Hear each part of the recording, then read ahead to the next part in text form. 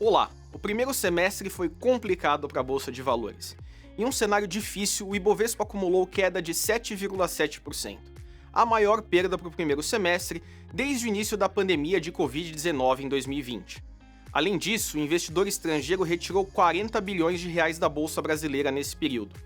Mas como isso aconteceu? E qual será o cenário para o restante do ano? Eu sou Vitor Natal, estrategista de ações do Itaú BBA, e hoje falaremos sobre o desempenho da Bolsa de Valores, faremos uma retrospectiva do primeiro semestre e traremos nossas perspectivas para os próximos meses. Então já curta esse vídeo e fique com a gente até o final para descobrir tudo o que você precisa saber sobre o desempenho da Bolsa e como isso tudo afeta os seus investimentos.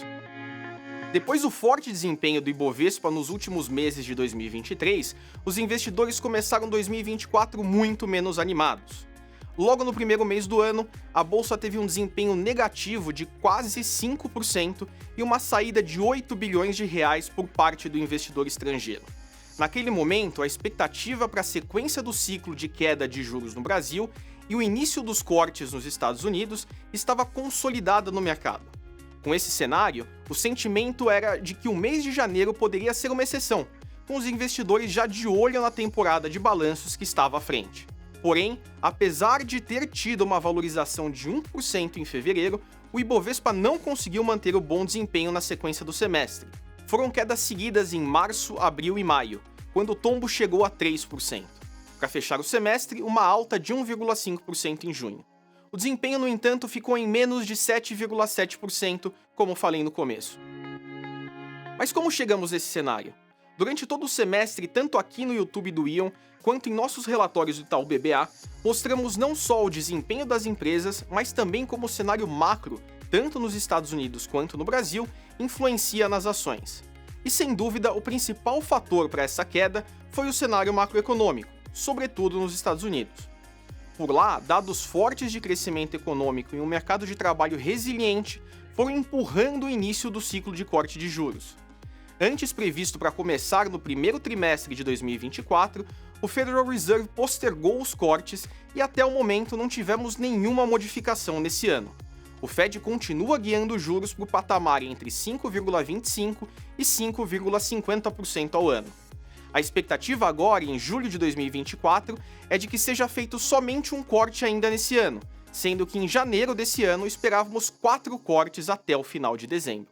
Aqui preciso falar especificamente do mês de abril, em que o Ibovespa fechou com queda de 1,7%, mas que foi uma verdadeira montanha-russa para os investidores.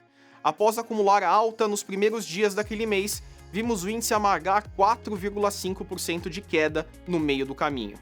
Foi nesse mês que o Fed mudou seu tom, com a inflação voltando a mostrar força, e indicou que os cortes de juros não começariam tão cedo. Isso fez com que os investidores estrangeiros ajustassem suas expectativas e o apetite ao risco.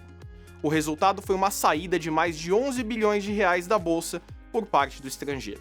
Saindo de Estados Unidos e olhando para o ambiente doméstico, o equilíbrio fiscal continua sendo o grande assunto. Isso continuará tendo impactos além de 2024. Com o aumento de gastos muito forte para os primeiros 5 meses do ano, o aumento de receitas não parece ser o suficiente para levar as contas públicas para o terreno do superávit. Com o fiscal pressionado por aqui e a inflação dos Estados Unidos resiliente, o Copom encerrou o ciclo de corte de juros com a Selic a 10,5%, acima do esperado lá no início do ano. O segundo semestre começa com a temporada de balanços referente ao segundo trimestre do ano e resultados positivos podem dar um novo gás ao mercado. Apesar disso, fica claro que a questão macroeconômica será fundamental para a recuperação ou não da Bolsa brasileira. Em meio a esse cenário, trago aqui as informações das nossas carteiras recomendadas nesse primeiro semestre. Nossa carteira Top 5 fechou o semestre com alta de 1%, mesmo em um cenário extremamente complicado, com a queda de 7,7% do Ibovespa. A nossa recomendação de dividendos conseguiu se recuperar em junho, com a alta de 2,3% no mês, e também supera o Ibovespa no ano. A carteira de Small Caps tem superado o índice de Small Caps e a carteira ESG vem sofrendo seguidamente com um cenário desfavorável. Chegamos ao fim da nossa retrospectiva sobre o cenário da Bolsa de Valores no primeiro semestre e os desafios para os próximos 6 meses. Se você quer continuar acompanhando as principais tendências e análises do mercado financeiro, não se esqueça de curtir, compartilhar esse vídeo e se inscrever no canal do Ion Itaú. Também ative as notificações e acompanhe todos os episódios sobre a retrospectiva do primeiro semestre. Deixe seu comentário e nos conte o que achou. Um abraço e até a próxima.